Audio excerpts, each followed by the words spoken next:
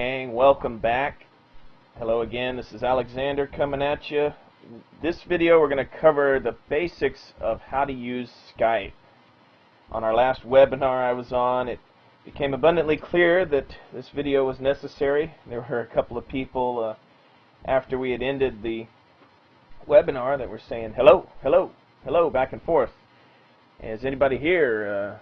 Who's leading this thing kind of deal? And then they started talking a little bit, and within a couple of seconds they were also asking each other, how do I turn this off? How do I end the call? How do I basically, if we are in the real world, how do we hang up this thing? So I wanted to go over some of the basics and teach you how to use Skype. So here we go off on our adventure. As you can see here on my screen right here, we've got the Skype desktop icon highlighted. You can also access it right here. Skype is right in here. You can access it from either of those two places. So you can just double click on that and we will see what it pulls up. And here's what it pulls up. This is your main Skype window. And I will bring your screen down just a tad. As you can see here, my status is currently online, and these are some of my contacts in here. So the first thing I wanted to show you and take you through was the personal message, and that's what will show up next to you in your chat window. Like here you can see this is my contact, another Alex, his personal message. It was January, we were freezing. Now how did he get to that? He just left click right in here, and here's my personal message. Tagzilla, Ultimate Bloggers Community. So you want to keep this short, but it's a good way to give information to your other Skype contacts. And that's, you can put any kind of little anecdote that you want to put in there, or a clever little saying. A lot of times I like to use it as well if I'm going to stay online. If I have to step out for an hour, I can say it's be back at 4 p.m. Central Time or 4:30 p.m. You can give people an idea when you'll be back if you're going to be away, almost like a little voice message right in here. Now the next thing, as I showed you a little bit below when we looked at my online status, remember if we go down here you can see that I am currently, my status is online. Now if I click over here, I have some options that pop up. Online is grayed out because that's what I'm at now. Skype me will basically allow anyone to contact me, and of course if I'm away, not available, or offline. So that's what you can do when you want to exit the Skype window. You can also access those same options right up here at the top. So it's very handy. Also the button over here you might see, we'll go ahead and get out of that. Missed calls. I click on this flag here, 26 new events. Got some missed calls from John Harmon, Costa, Cami. Probably just ignoring her call there. No big deal. So also here's some missed chat windows. So you can see any kind of missed events you've used just by doing that. And your chats will also pop up in their own separate window. Now also you can go up here to File. You can again change online status from here. So 3 different ways. Go into Edit your profile, and as you can see on my screen, you can put in a lot of different details in here, your full name, country, all this sort of stuff, and you can change your picture right from in here by clicking on this change button and then selecting any picture that you've uploaded here.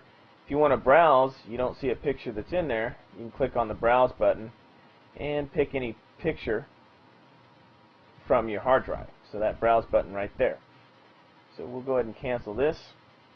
And that was personalizing, changing your picture. So we will go back into the profile, or you can get new pictures online. Show a different time from your computer, GMT. There's a number of time zones here. And I'll go ahead and cancel out of that screen. So now we will show you the next part under File. You can personalize, which again, similar kind of options. Change your picture, add video to your mood, change wallpaper, do some other things and personalize. A lot of that you can also do in your profile. Change your password right here if you wanted to. Right under here you can set your privacy settings, and we'll go ahead and click on that, show you a little bit about what's going on in the privacy screen. And if you look over here, we've got tabs. We'll start with the General tab, and you can see that when you double click a contact or use the address field, I've got it defaulted to start a call. So that's why when some of you double click on me, you call me, and then you don't know what to do because you've started a call. You could set that to start a chat if you wanted to default. It pops up a window for me when someone requests my contact details. These are all the Skype normal defaults, so I haven't really changed. I changed these up, I think, a little bit. Shows active, or shows me away when I'm inactive for 5 minutes. Start Skype when I start Windows. English is what I speak. So that's the first General tab. Audio settings, you can change things up for the microphone, let Skype adjust, speakers, and then ringing. So whenever someone calls you, the ringing sound you'll hear. Now these are the sounds that will play when customized sounds for calls, chats, alerts, and notifications. So this is the Skype ringtone, and here's the normal how it sounds. Okay, hopefully you heard that. Of course, you can mute all sounds, or you can choose different sounds in here. From there, I'll let you play with that on your own time. Video settings, I don't use that too much, but we'll go to the Privacy tab. And this, I've just got the basic defaults. Allow calls from anyone. Automatically receive video from my contact list. Allow chats from anyone. Pretty open about it in business. That's my philosophy. You can block users. We'll go over to the Notifications tab now, and you can show a Skype call alert, which is pretty cool. I'll show you exactly how this works if you see show an example. So we'll go down here so you can actually see what happens when this thing pops up. I will show you the first one. Show a Skype when someone calls. This is how the call alert. You can answer, reject, or chat. One more time so you can see that. And now show if you want to do a Windows tray alert, that's what it would look like. Call or reject or chat.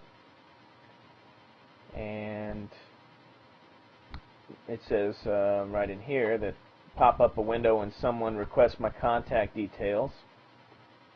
So you have that there.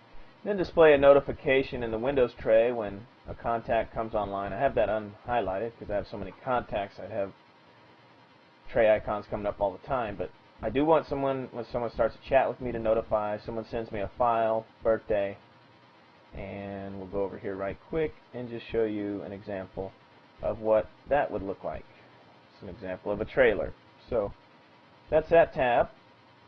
Now we will move back over into here, your call tab, and I've got it set to allow anyone to call me. And I could go over here to advanced options and show a Skype call alert, and you've already seen that, the Windows tray alert. I don't want to automatically answer incoming calls because I may not be here. And then there's of course auto redial. And so that is there's call forwarding. I haven't really played around with that anymore.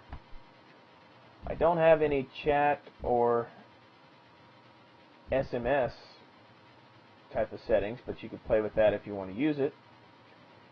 And in here in the advanced, we've got, this goes associate Skype with calls to the web, start extras manager. I wouldn't really recommend playing with that because I haven't done too much with it either. But that's the basic.